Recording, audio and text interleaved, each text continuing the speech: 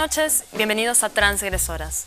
Mi nombre es Elizabeth, los voy a estar acompañando en este ciclo donde veremos distintos aspectos en la vida de la comunidad trans, como la salud, la relación con la familia, la lucha por la integración social y los prejuicios que los afectan.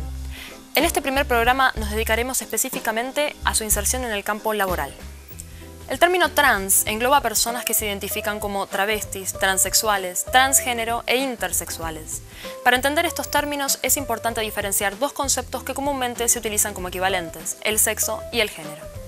El sexo es una clasificación de las personas desde el nacimiento como masculino y femenino basado en características biológicas como su genitalidad. En cambio, la identidad de género es la percepción individual que tiene cada uno sobre si es hombre, mujer, ambos o ninguno. Se conoce como trans a las personas cuyo sexo y género no coinciden. Estuvimos hablando con Alejandro Viedma, licenciado en psicología que trabaja con pacientes trans desde Puerta Abierta, un espacio de encuentro que además brinda asistencia terapéutica a la comunidad LGBT. Él nos comentó sobre el nuevo panorama social que se abre luego de la aprobación de la Ley de Identidad de Género en nuestro país. Veámoslo. Alejandro, nos comentabas sobre los cambios que se vienen dando a nivel legislativo, a nivel, cívico. ¿Hay un cambio a nivel social? Es de a poco. Los cambios son lentos. Me acuerdo que antes de la sanción de la ley de matrimonio igualitario en los debates, lo que circulaba socialmente era la ley es más veloz, más rápida que la mentalidad de las personas. Ahora yo estoy escuchando todo lo contrario, ¿no?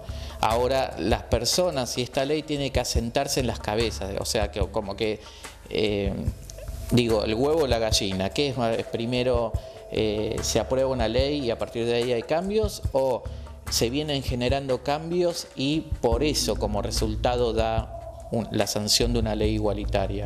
Yo creo que hay un entramado ahí que se entrelazan, ¿no? Hay un entrecruzamiento donde todo el tiempo hay una intercomunicación entre lo legal y los avances sociales, ¿no? Y de lo que pasa en cada cabeza a nivel prejuicios, ¿no? Porque la ley sirve también, lo que decía básicamente, para hablar. Y lo que por ahí veo en el consultorio de lo que me traen es que muchas personas hablaron de su sexualidad con sus padres porque en el tema de los debates de la ley de matrimonio todo el tiempo se metía en los hogares. La televisión era todo el tiempo los medios de comunicación, entonces también posibilitó a que se tenga menos miedo para hablar de eso. Para mí el cambio fundamental de la ley en cuanto a lo laboral o derechos es que antes el problema era de la discriminación a las personas LGBT, ¿no? Ahora el problema lo van a tener y lo tienen los que discriminan. Le consultamos a Alejandro por un dato alarmante. El único censo que existe sobre comunidad trans en la Argentina fue realizado por el INDEC en el partido de La Matanza y revela que solo un 10% de la población trans superaría los 40 años de edad. La internalización de la violencia y el rechazo sufridos a diario tienen sus consecuencias sobre la salud. Esas personas mejoran su calidad de vida, tienen la posibilidad de ser felices, dignos, porque un trabajo, su punto de interés específico, todos sabemos que dignifica. Entonces, si alguien puede trabajar, si alguien lo puede hablar con su familia, si alguien tiene la posibilidad de construir su propia familia, en función de cómo pueda, cómo la desee, como quiera, sin tener restricciones en cuanto a esas elecciones, entre comillas, mejora su calidad de vida. Además, la comunidad trans es bastante comunitaria, ¿no? En esto de actúan como grupo, tanto, ¿no? Ciertas chicas que hacen la prostitución o esta beta de los últimos años de la militancia, ¿no? Hay asociaciones como ATA, ¿no? Esto de lo grupal te da una fuerza que tiene que ver con la salud también. Siempre lo que escuché es que las personas trans se sienten del otro sexo al que le fue asignado al momento de nacer desde muy chiquitas. Desde que tienen casi uso de razón, desde nenes o nenas se sienten del otro sexo, ¿no? Esta cosa de sentirse en el cuerpo equivocado, ¿no? De como no encajar. Te quería hacer otra pregunta. Los casos que vos puntualmente tratás, los casos que vos conocés desde tu experiencia, ¿Cómo están, de gente trans, cómo están insertados de manera laboral? En los casos que yo atendí, se complica ese tema o están en una búsqueda, también en una búsqueda personal de qué quieren hacer, no sé, no son tan mayores tal vez por esto del promedio de vida que te decía, Sí, pero... estigmatizado por el tema del fantasma de la prostitución o a nivel social incluso, ¿no? No solamente desde ellos mismos, pero sino socialmente. Sí, porque hay mucho trabajo que hacer ahí respecto a dos cuestiones, a nivel empresarial, ¿no? Porque por ahí pueden ser como empresas que para el afuera se digan gay friendly, pero después en la práctica no lo son. Entonces hay que ver si todo jefe tomaría una secretaria trans, por ejemplo, ¿no? Bueno, ya sabemos que no todo jefe tomaría. Y por otro lado el tema de la educación. Por eso está buenísimo que estas maestras puedan hacer su construcción de identidad de género femenina incluso dentro del aula, ¿no? Al pasar estos años con los alumnos. Quédense con nosotros, no se pierdan lo que se viene en Transgresoras.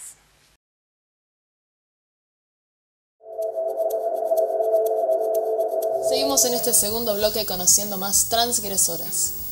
Ahora conozcamos a nuestros invitados de hoy. Ellos son de la Coordinación de Políticas de Género y Diversidad Sexual del municipio de Lanús, Juan Pablo Panebianco y Leonardo Lamata, coordinador y asesor respectivamente. Chicos, ¿cómo están? Muchas gracias por venir. No, por favor, muchas gracias a ustedes y bueno, encantado de estar acá. Muchas gracias por la invitación, realmente. Es un honor para nosotros, realmente. ¿Cuál es el trabajo que hacen ustedes actualmente desde la coordinación?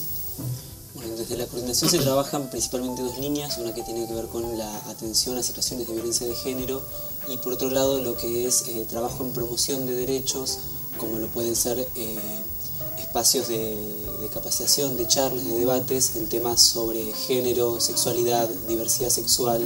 Esto se trabaja siempre en articulación con otros espacios como escuelas, organizaciones sociales, políticas, barriales, con la idea de justamente de tocar estos temas que antes a nivel social no estaba la posibilidad de discutirlos. Pero sin embargo es algo que se veía en lo cotidiano constantemente, en cada familia, hablar de violencia, de diversidad sexual, de derechos de personas gays, lesbianas, travestis y transexuales, o de la situación común que le pasaba el día a día, sucedía pero no había desde el Estado una institución que ayudase a contenerlo, a promoverlo. Entonces el trabajo que se hace se enfoca en ese sentido también. Ustedes comenzaron en el 2008. ¿Cómo Sí, cambió 2008. el campo de acción luego de la sanción de las leyes? Bueno, claramente recién pensaba en eso, ¿no? Lanús, por más que haya sido uno de los pioneros a nivel de lo local, porque quizás el Estado Nacional venía trabajando pequeñamente en algunas acciones, casi inmediatamente, digamos, se da la ley de matrimonio igualitario y luego la ley de identidad de género. Tiene que ver justamente con un proceso, con un cambio cultural que se va dando, que no quiere decir que esté instalado, ¿no? A veces las leyes son antecesoras del cambio cultural que quizás la sociedad está viviendo. Pero bueno, lo que hemos logrado en esto que planteaba Leo de la promoción y de trabajar con las instituciones educativas, con la sociedad y demás, es justamente aplicar estas leyes o la Ley de Educación Sexual Integral, que son novedosas y que vienen a traer un nuevo paradigma social y cultural, ir aplicándolas y ir revirtiendo un poco estas sociedades quizás más heterosexistas o pensadas desde una sociedad más heterosexual, ¿no? Me gustaría que veamos ahora el testimonio de Pamela Coronel. Ella es una maestra trans de Quilmes, parte de la comunidad trans en nuestro país. Veámoslo. Estamos acá con Pamela Coronel. Ella es maestra de Quilmes y es uno de los primeros casos de cambio de documento de personas trans. ¿Cómo estás, Pamela? Bien, todo bien. ¿Cómo fue tu camino para llegar a ser docente?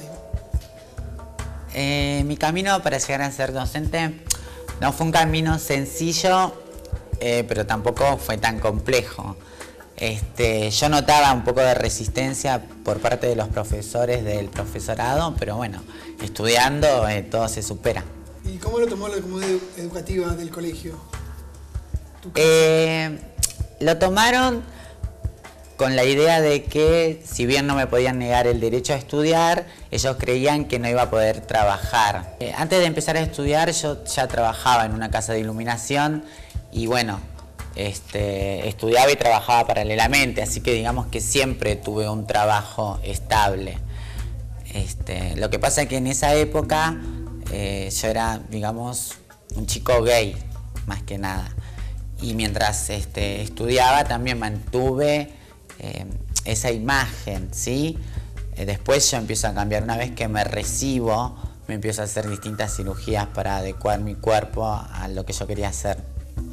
¿Y qué posibilidades crees que tiene una persona trans hoy en día para insertarse en el mundo laboral? Posibilidades tiene, hay muchas leyes que ahora te avalan y que por ahí te dan seguridad. Lo que pasa es que eso no es garantía de que no vayan a vivir casos de discriminación o cosas parecidas. Si bien la sociedad está cambiando, tampoco es que va a venir una persona trans y va a decir quiero estudiar y todas la van a recibir bien.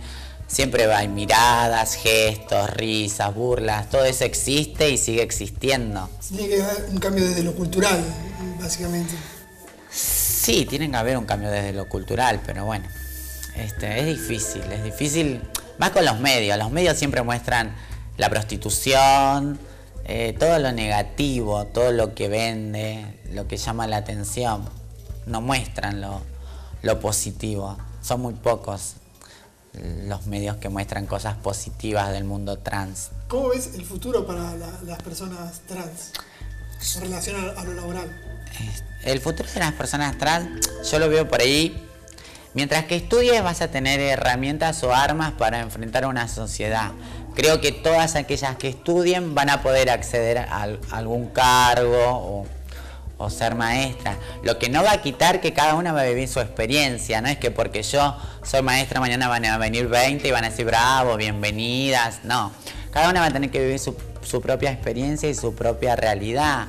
Siento que estoy bien y que puedo crecer dentro de donde ya estoy. Bueno, muchísimas gracias, Pamela. No, de nada.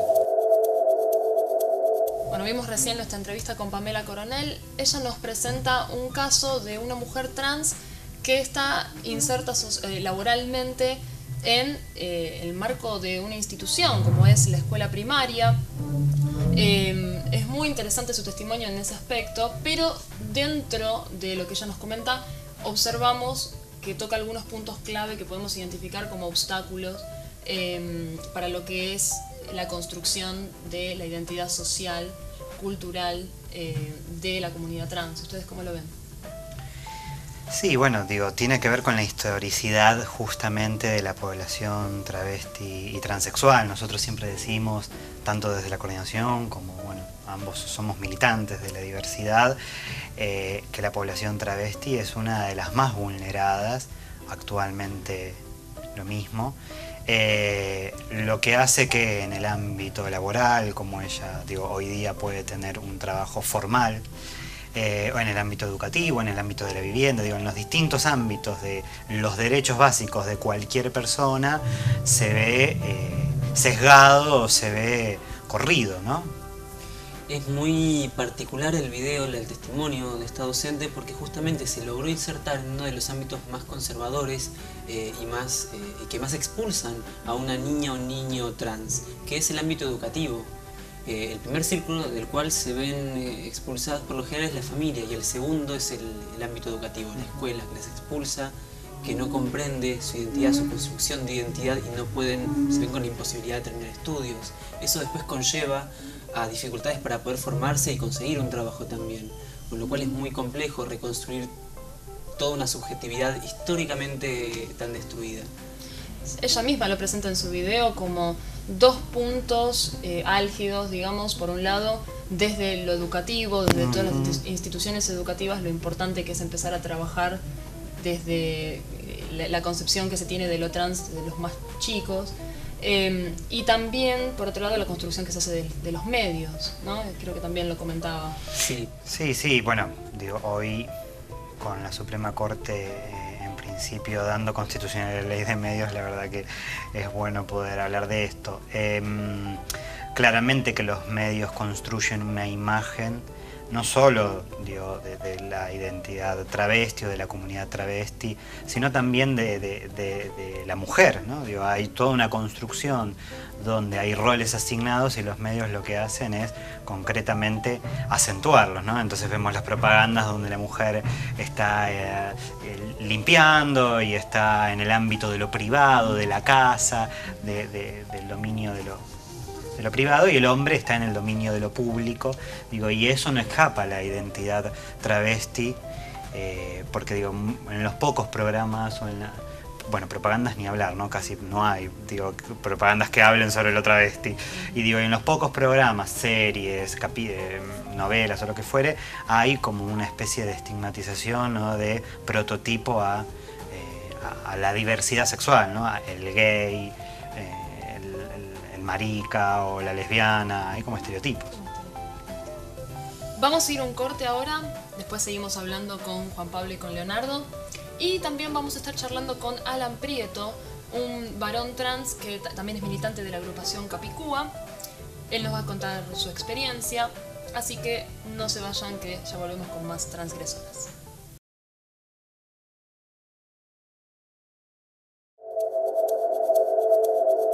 Seguimos con el programa y ahora los invito a conocer a un transgresor. Alan Prieto es miembro de la agrupación Capicúa, una ONG formada a principios del 2012, con el objetivo de garantizar la aplicación de los nuevos derechos para la comunidad LGBT, luego de la sanción de las leyes por la diversidad sexual en nuestro país. Yo ya me lo venía repreguntando hace un tiempo, cuando había un encuentro, y que había un encuentro de familias, y que había dos pibes trans, y todo el mundo en ese encuentro pensaba que yo era un pibe trans. Entonces yo me había quedado pensando, ¿viste? ¿Por qué todos piensan que soy un pibe trans? O sea, lo que yo siento es que nunca cambié. Lo único que cambié fue el nombre, pero después no es que yo dije, bueno, soy Alan y fui y me compré ropa distinta, o sea, tengo la misma ropa, o sea, siempre fui igual, siempre tuve una expresión de género masculina, y lo único que no había hecho era decir, bueno, sí, soy trans, ¿no? Tampoco me sentía una lesbiana. En algún momento me posicioné desde ese lugar más político, pero después me di cuenta y entendía que no era mi lugar. Yo no cumplía con ese estereotipo, con esas normas de lo lésbico, vamos a decir. Y hoy creo que no existen las identidades directamente, o al menos yo lucho y voy en ese sentido, de que las personas no tengamos que estar definiéndonos entre lo masculino y lo femenino. Porque en realidad no, el género, hay tantos géneros como personas en el mundo, y bienvenido a transitarlo. Uno de repente se encuentra, qué sé yo, con un montón de médicos, y el médico va a venir y te va a discutir porque él vio en un libro que la identidad de género, la expresión de género es de tal manera, o que estás enfermo, y te lo va a discutir, y no le va a importar lo que vos le digas, y vos le podés contar tu historia, y le podés decir que lo viviste así, que hay otra información, que hay otra academia, no le va a importar, es su mirada, ¿se entiende? O sea, yo siempre digo, esa es la diferencia. A mí me cuesta mucho menos hablar con pibes de la escuela, en la villa, en los barrios, con los sectores más populares, que ir a discutir con un médico. Es alarmante que el 80% de nuestras compañeras, la única alternativa sea estar parada en una esquina. La verdad que es bastante crítico. Seguro. En el caso de los chicos trans es distinto, porque no hay, al menos que yo conozca, no digo que no existan, al menos que yo conozca, no conozco ningún caso de un chico trans que tenga que estar en situación de prostitución. Nadie le alarma saber que hay chicas trans que tienen 14, 15 años y que están paradas en una esquina. Parece que no, que por el simple hecho de ser trans está justificado. Y eso es muy triste, porque son las mismas personas que vos podés escuchar y hablan de los niños en la calle y hablan. Ahora, ¿qué? ¿Los niños trans no tenemos derecho? Si no, todo el resto es todo ridiculizarnos, burlarnos. Decís, bueno, hay que ir rompiendo eso, y para romper eso necesitamos mostrar otras historias.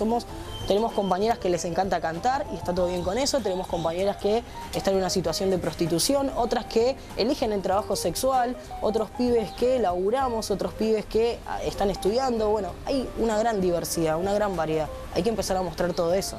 Soy un pibe trans, pero no quiero ser un machista.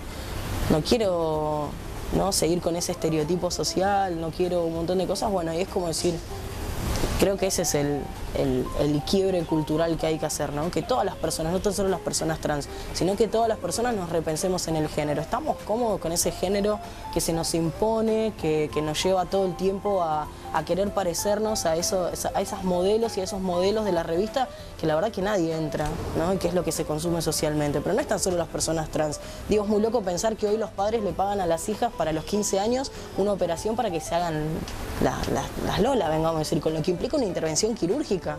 Sí. Todo el tiempo estamos tratando de llegar a algo que no sabemos muy bien qué es. Me parece interesante esto que comenta Alan en el video sobre esta diferencia en la inserción laboral, en la situación laboral de los varones trans respecto de las mujeres trans, y de este número que nos da de un 80% de la población trans en nuestro país que se dedica actualmente a la prostitución, y cómo él en su experiencia no conoce ningún caso de varón trans que haya estado en la prostitución. Ustedes desde su experiencia, ¿cómo ven este tema? Como para sintetizarlo un poco, es una cuestión muy fácil también de ver si lo vemos desde este punto, ¿no?